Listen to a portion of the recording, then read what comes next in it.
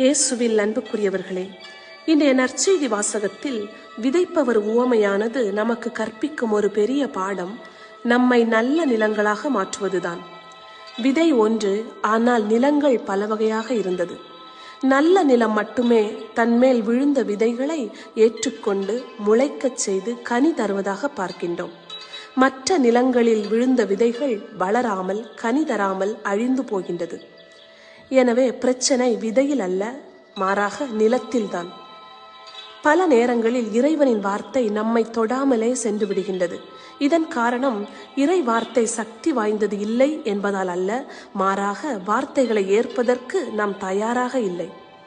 நமது உள்ளத்தை இயேசுவின் அன்பாலும் அனுதின ஜெபத்தாலும் உழுது செம்மையாக வைத்திருப்போம். இயேசுவின் வார்த்தை நமது உள்ளத்தில் விழுகின்ற பொழுது விளையச் செய்து 100 மடங்கு கனி தருகின்ற கிறிஸ்தவர்களாக மாறுவோம்.